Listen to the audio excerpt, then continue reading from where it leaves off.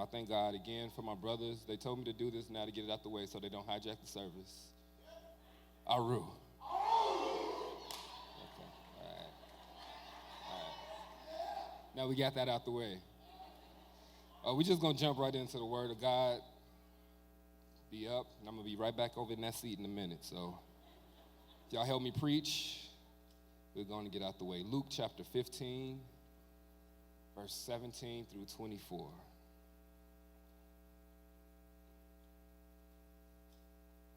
Hallelujah, Jesus. I'm going to be reading from the New Living Translation version. I know this is the King James Version service, so forgive me. I'm sorry. Sorry, Pastor Linda.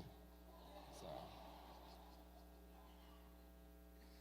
Luke 15, 17 through 24 says, when he finally came to his senses, he said to himself, at home, even the hired servants have enough food to spare, and here I am dying of hunger.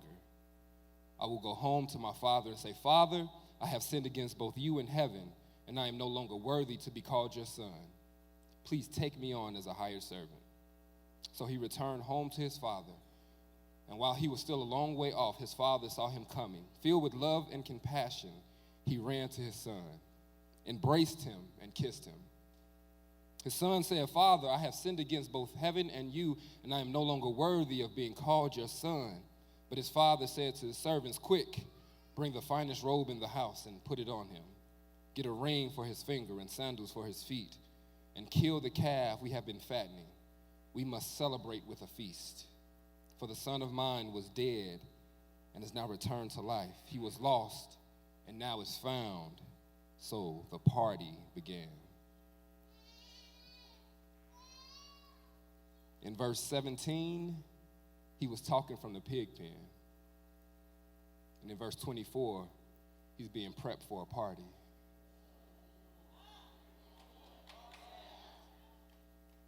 Please forgive my grammatical incorrectness, but I just got to say it like this. I'm going to speak to you from the subject, this just don't make no sense.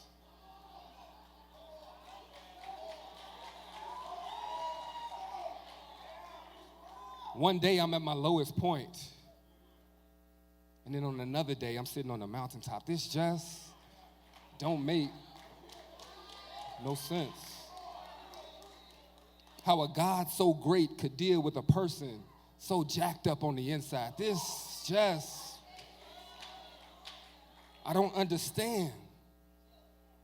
So let me do a quick survey just to see who my target audience is. If you have ever made a bad decision in your life, raise your right hand. Right hand, bad decision. Okay. All right.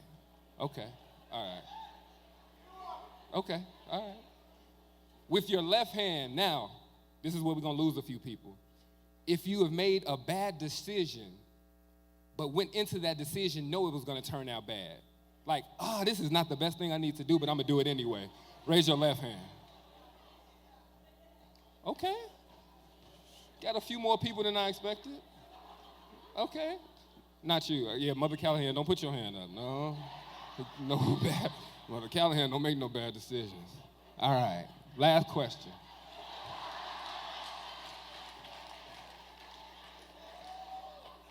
Last question. You're going to raise both hands on this one. If you've made a bad decision, walked into it knowing you was making a jacked up decision, but then didn't get the consequences you knew you deserved. Hey, bo, she can't see my. If you knew you were supposed to die and God spared your life. If you knew you were supposed to come out with a disease and he said, nah, I'm going to keep you. Hey, ba, she de bo, see na ma ba. That's the perfect time to thank God for his grace and mercy.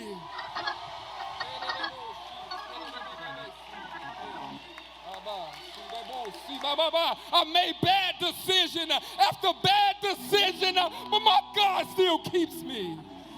Hey, bo,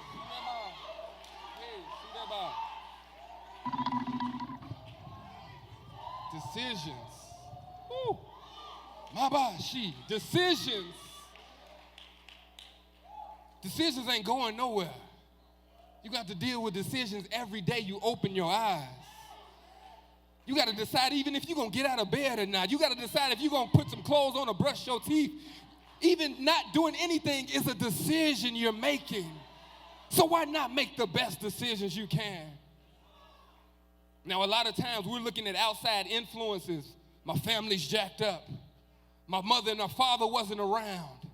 Somebody passed me something, I didn't know what it was. We look at the outside things, but the biggest determinant when it comes to your decision making is the person looking back at you in the mirror. So let's talk to the man in the mirror. He's got to change his ways. Come on now, y'all go with me. Go with me. We're so worried about all the evil coming around us. We want to do right. Some of us.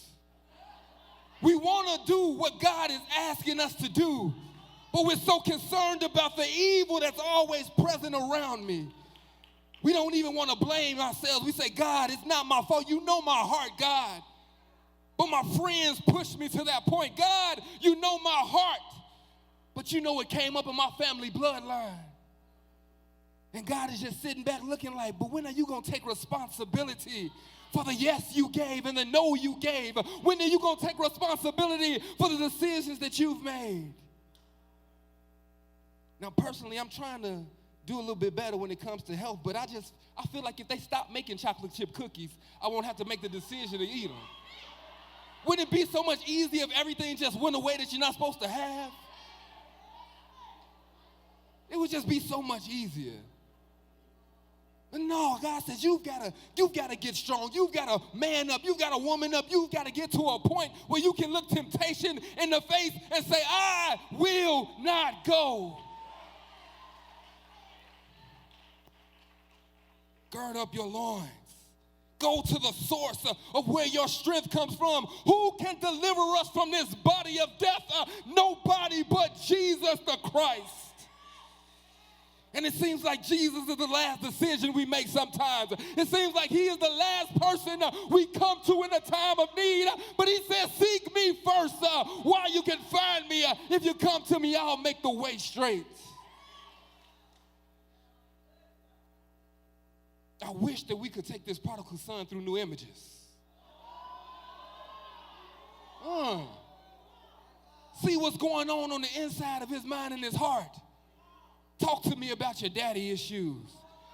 Did he give you everything that you wanted? Is that why you acting this way? I didn't hear about your mother. Is she around? Tell me about the relationship between you and your brother. He wouldn't let you play the Xbox with him? He wouldn't let you hang out with you and his boys? Why is it that you were so anxious to get what you thought you deserved? This prodigal son. I'll give you the Cliff Notes version. Went up to his daddy, said, Daddy, it's my money and I want it now. Give me that. His father gives it to him. He goes off. VIP clubs every night. Popping wine bags every day. Buying every piece of love that he thought he wanted and deserved. Because maybe he didn't have the right relationship. Maybe the girlfriend that he really wanted told him no. So now I've got to buy the love that I think I need.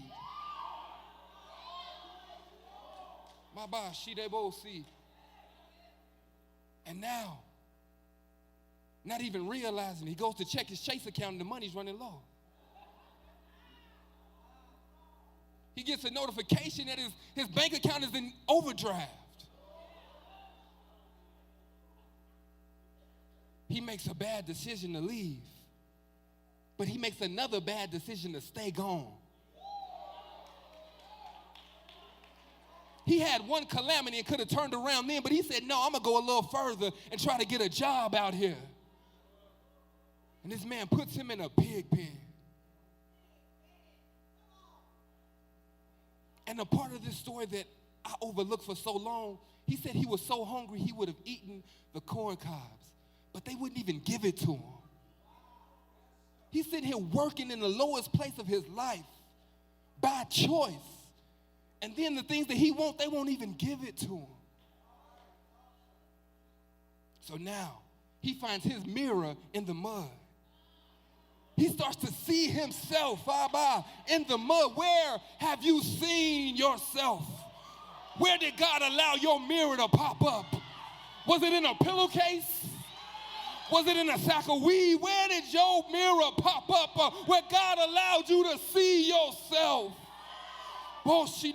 Because the mirror is coming. If you haven't seen it yet, he said, I'm going to show you your mirror to let you know exactly where you are. We almost done.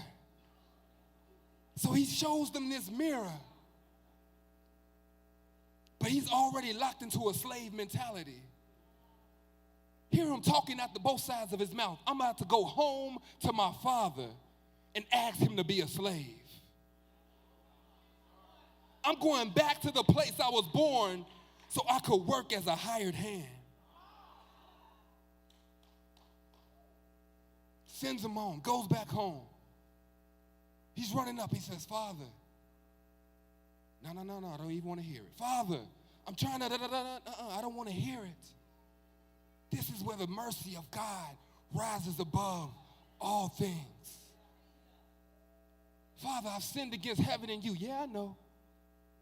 How many times do we try to remind God of what we did? And the love of God is saying, yeah, I know my child. It's okay. But God, this is what, yeah, I know my child. But this is what, hey, God, remember that time? I know I've thrown it in the sea of forgetfulness. When are you going to forgive yourself and know that God has got a place for you in his house? He comes back, still with that pen mentality, trying to equate himself to a slave when God has made him a prince. Trying to lower himself down to a hired hand when God has made him a ruler. Trying to lower himself to fit in the door when God told him to walk over the threshold. He said, raise up your level of thinking. Raise up your mentality. Raise up to who I have called you to be. And then I can just see this son, the look of confusion over his face. Still with mud on his feet, talking about get ready for the party. Still got pig smell on his back, and his father's like, kill a fatted calf.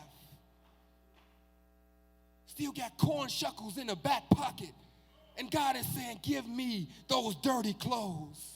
Woo. Psalms 30:11 shows us exactly what his father does. Hear me, Lord, and have mercy on me. Help me, O Lord. Hear me, Lord, and have mercy on me. When was the last time you asked God for mercy?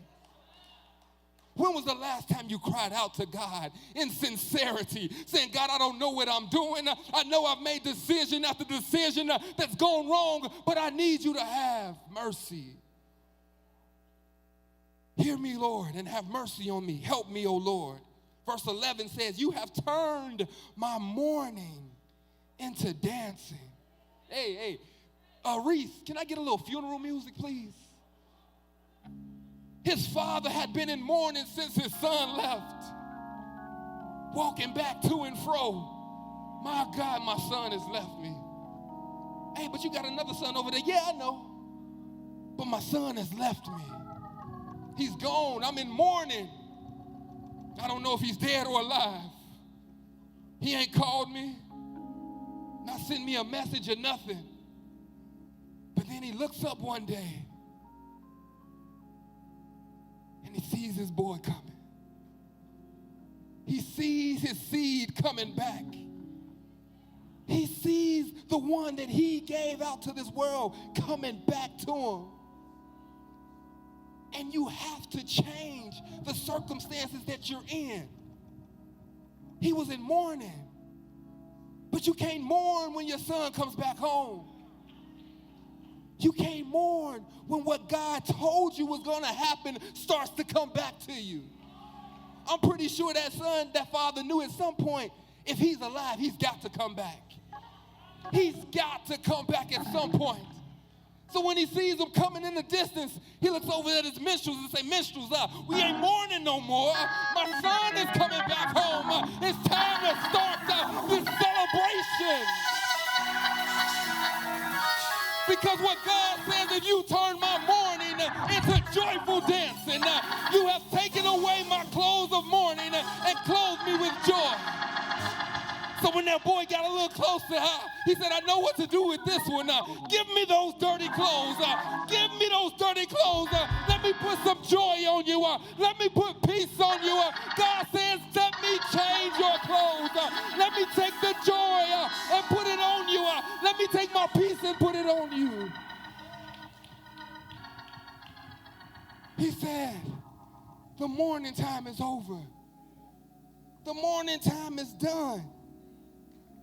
And in his confusion, as the joyful music started to play, as the fiesta started to happen, as he's sitting there getting stripped by servants of every dirty thing that he has on, as the altar workers began to strip him of every dirty thing that he had, as the prophets began to lay their hands on him and take off every piece of dirty clothes that he had, as the ministers began to remove every dirty thing that he had, he said, this just don't make no sense. I was just at my lowest point, and now you're telling me it's time to party. God said it's time for the joy to be placed on you. It's time for the party to start.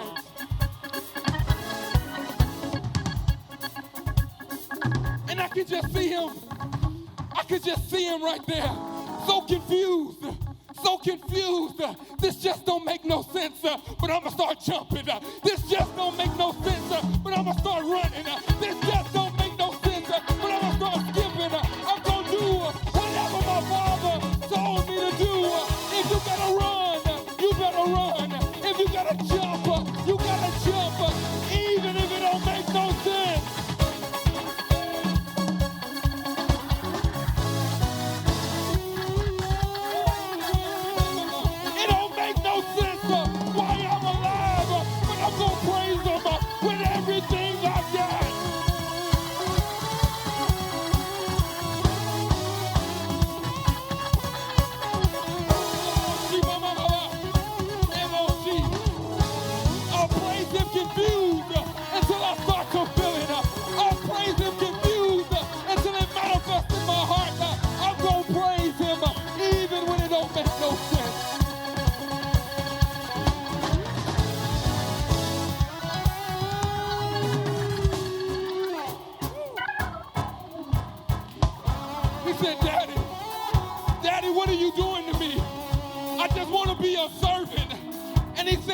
You a son again. Daddy, what are you doing? Why are you taking this away from me? He said you don't need it. That's in the past now. I'm making you my son again. God says, all nations, I'm making you sons again. It's time to get out that pig-pen mentality and come home.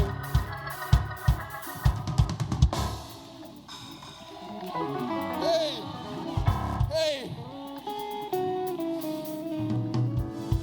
And one thing that blessed me was even in the midst of the party, when Big Brother came out the field and said, hey, what's going on? What's all this commotion? I've been here all the time. You ain't getting nothing from me.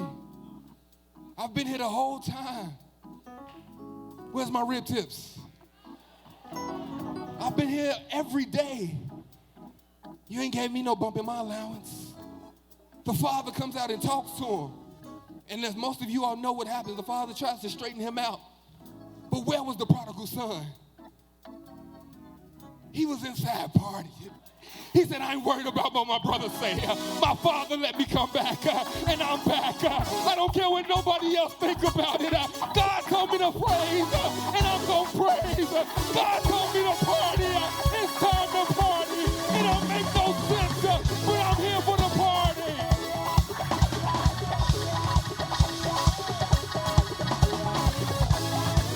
I don't care what my brothers say about it.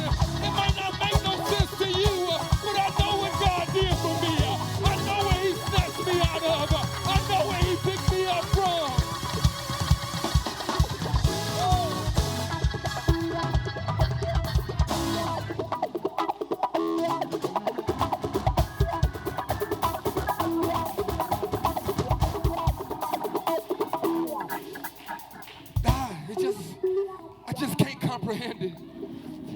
Have you ever really thought about why God loves you?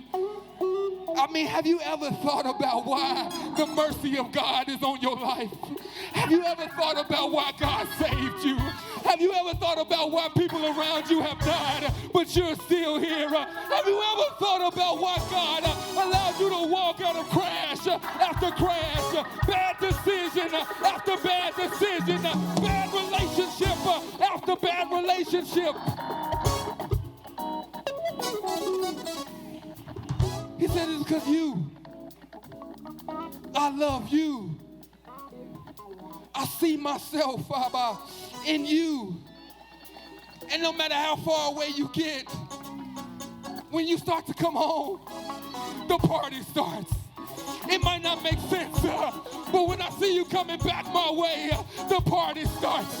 When you change your mind and say, I'm done living this way, the party starts.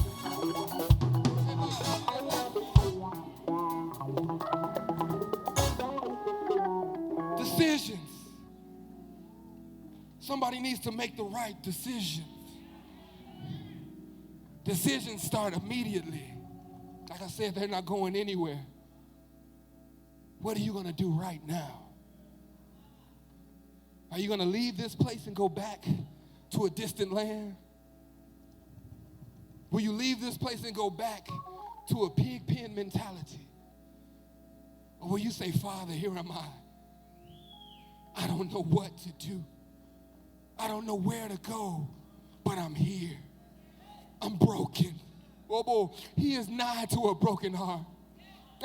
He is nigh to a broken heart and a contrite spirit. He said, what will you decide today? Will this be the day that you come home?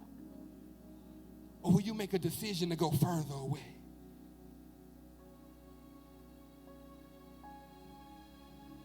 Every hand lifted.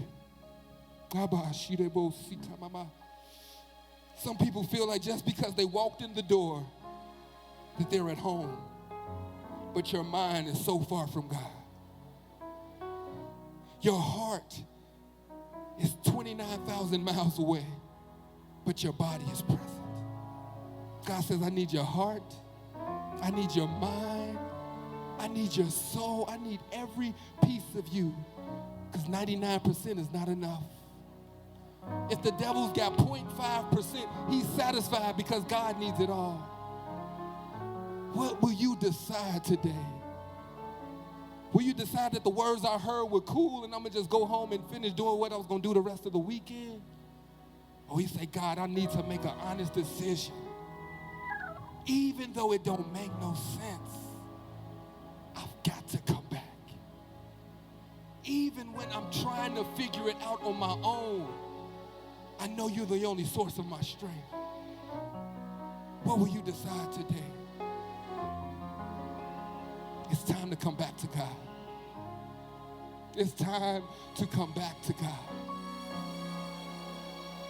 Maybe your prayer life needs to come back to God. Maybe your fasting needs to come back to God. What area in your life needs to come back to God? He's going to show you the mirror. The mirror is ever there. But what happens when we see something in the mirror we don't like? We just turn to our good side. God says, I need you to look straight ahead. Look at every angle. Look at where the light hits and look where the light doesn't hit. Because I need you to see it all. I need you to see every angle and piece of what's going on the inside and make the decision to come back to me. Who is it today? Who needs to come back today